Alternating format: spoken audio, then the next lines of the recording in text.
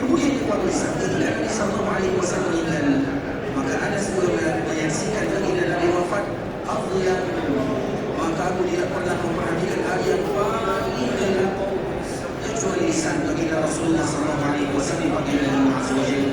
Maknanya keberadaan Nabi di dunia ini itu berkah dari Allah Subhanahu wa taala.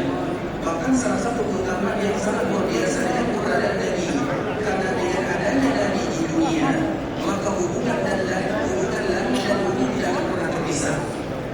Akan tetapi dengan wafatnya baginda Rasulullah sallallahu alaihi wasallam, maka hubungan langit dan bumi sudah terpisah. Apa makna hubungan langit dan bumi itu terpisah? Dulu, jika Nabi sallallahu alaihi wasallam masih hidup, wahyu masih diturunkan oleh Allah azza wa jalla, sehingga hubungan antara langit dan bumi selalu berlangsung sampai Nabi wafat. Dan itulah yang membuat para sahabat sedih. Ketika Nabi wafat, maka terputus hubungan langit dan bumi. Ketika ada masalah, wanita lagi turun. Ketika ada masalah yang melanda para sahabat, mereka tak tahu apa yang harus mereka buat. Dulu di zaman Nabi setiap ada masalah, mereka berlaku kepada Nabi. Dulu di zaman Nabi, kalau ada sesuatu yang mereka tak tahu, mereka berlaku kepada Nabi. Turun wahyu dari langit. Sekarang jika Nabi sallallahu alaihi wasallam meninggal, maka tentu wahyu tersebut sudah terputus, karena wahyu tidak akan dibagi kecuali kepada para nabi dan utusan Allah Subhanahu wa taala saja.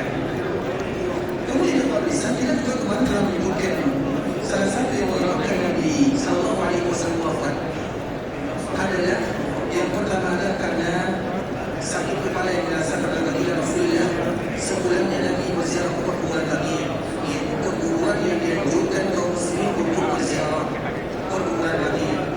Kemudian yang kedua, di antara yang menyebabkan Nabi wafat itu yang berbesar adalah karena racun yang pernah terbunuh oleh Nabi di kala terjadi perang Khaybar.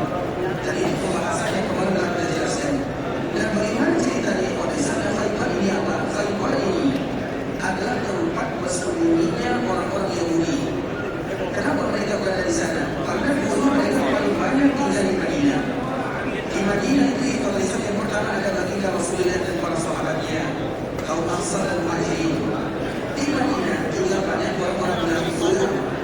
Di Madinah juga banyak orang-orang musyrikun. Di Madinah juga banyak orang-orang Yahudi. Jadi di Madinah itu lengkap informasi. Ada ahli kitab, ada orang musyrikun, ada kaum munafikun, dan ada baginda Rasulullah sallallahu alaihi wasallam dan para sahabatnya.